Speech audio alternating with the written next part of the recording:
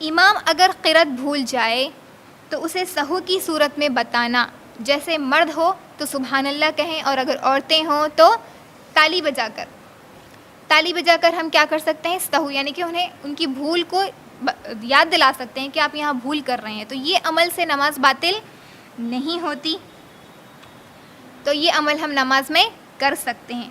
اس کے بعد نماز کی حالت میں نمازی غیر نمازی کو متوجہ کر سکتا ہے۔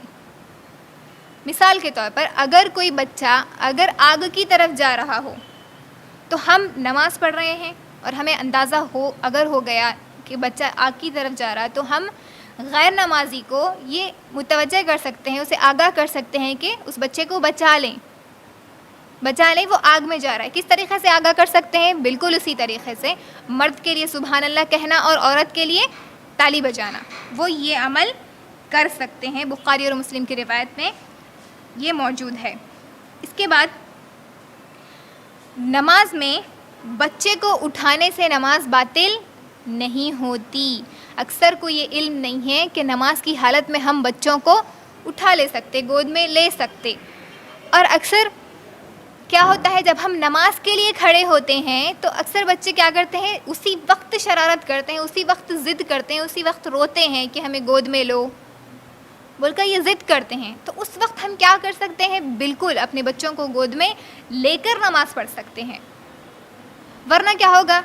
ہمارے پاس بہانہ مل جاتا، بچے بہت ستا رہے نماز پڑھنے کے لیے، میں ٹھہری بولے تو آ کے ستا رہے، سامنے آ کے ٹھہر جا رہے، گود میں لے رہے، گود میں لو بول رہے بولے تو بالکل آپ لے سکتے، اس میں کوئی حرج نہیں ہے، اس سے آپ کی نماز نہیں ٹوٹتی۔ تو یہ بہانہ نہیں ہے آپ کے پاس کہ بچے ستا رہے اس وجہ سے میں نماز نہیں پڑھ رہی ہوں، یہ بہانہ مل جاتا، یہ نہیں کر سکتے آپ۔ اللہ الحمدللہ ہمیں اس کی اجازت دی گئی کہ ہم نماز کی حالت میں اپنے بچوں کو گود میں اٹھا کر نماز پڑھ سکتے ہیں، تو اٹھا لیں، نماز پڑھیں، اس کی وجہ سے آپ اپنی نماز کو رد نہ کریں، نماز کو نہ چھوڑیں، اسے ترک نہ کریں۔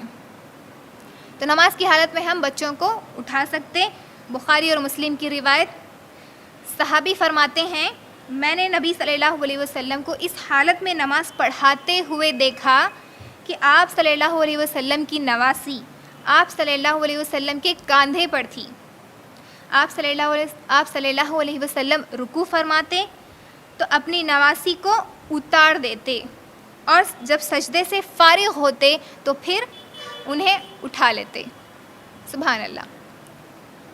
تو یہاں پر یہ عمل ہم کر سکتے کہ جب ہم نماز میں قیام کے لیے کھڑے ہوں تو اپنے بچوں کو ہم گود میں لے سکتے، اپنے قریب ٹھہرا کر سکتے یا بٹھا سکتے بازو میں، یہ عمل ہم کر سکتے۔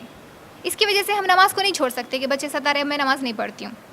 نبی صلی اللہ علیہ وسلم نے کیا کیا؟ کاندھوں پر بٹھایا اپنی نواسی کو اور نماز پڑھے۔